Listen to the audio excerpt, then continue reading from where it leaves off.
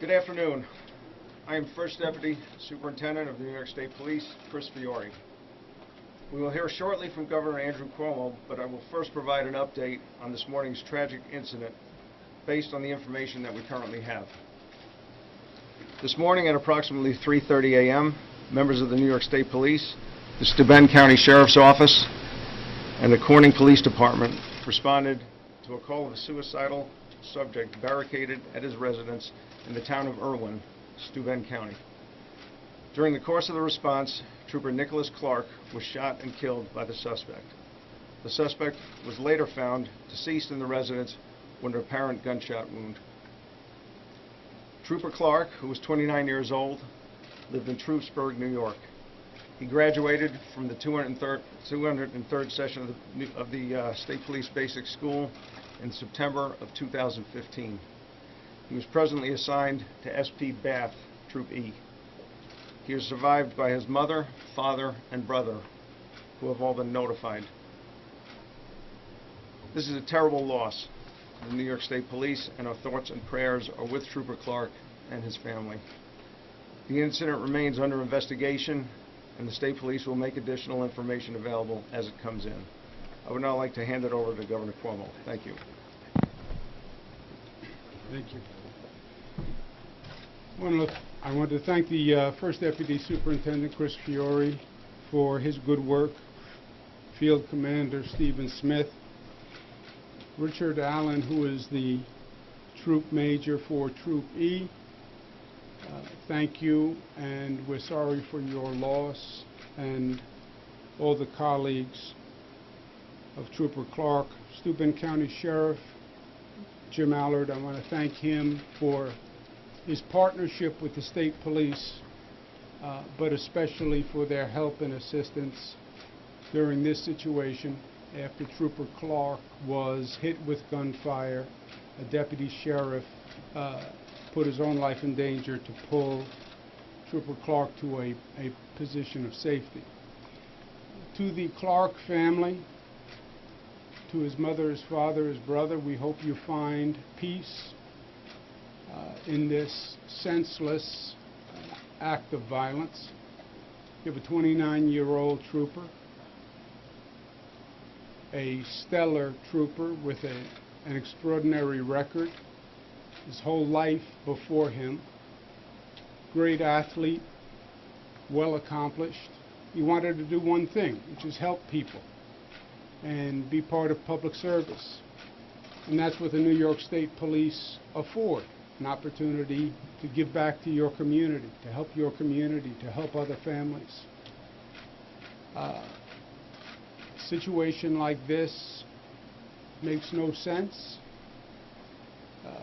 on any side. The loss of life, 29-year-old with his whole life ahead of him, was just trying to help and do good things. As governor, you deal with a lot of different situations. Some almost unimaginable, especially in these difficult times. This is one situation that I've gone through before, the state police have gone through before. 13 troopers lost in 5 years. There's no answer. There's no point. It's just sad and painful.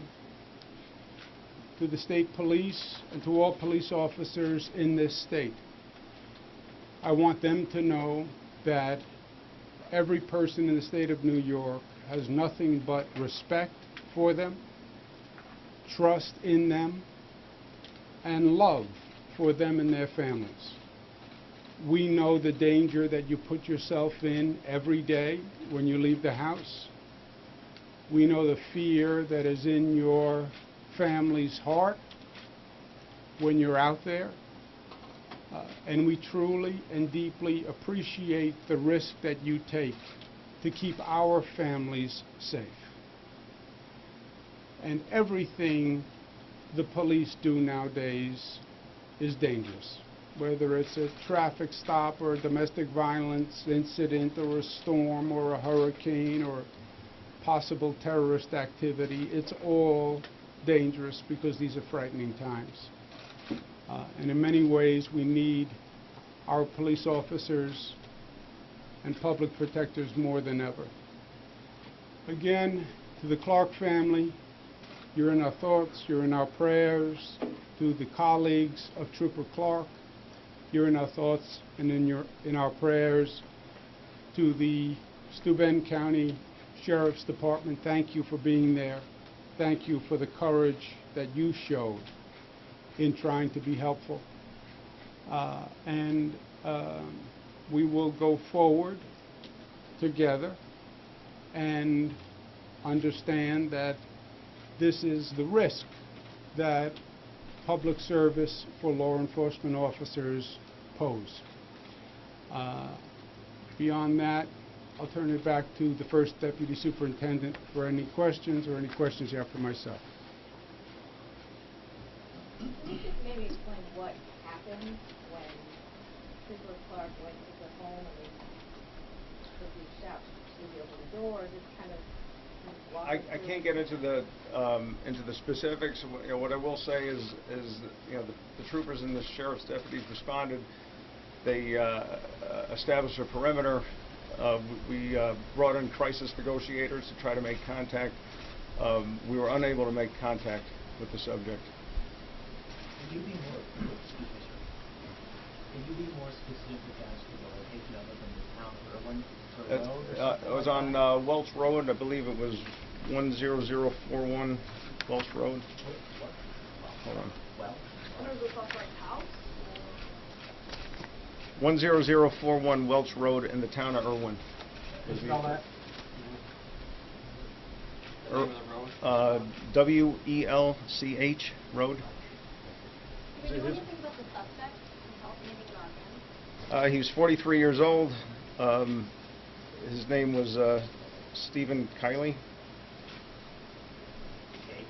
Kiley. Was he employed by the community college? No, not. He was not. Governor Cuomo mentioned the athletic prowess of the trooper. Has he done anything to the Bills or something like that? It's my understanding that he was a standout player in college, and he did try out for the Bills. And that's all I know on that. I just know he was an outstanding athlete in high school and college. What about the other person that was in the hall? I mean, was it an ethnic call? Was it that person that was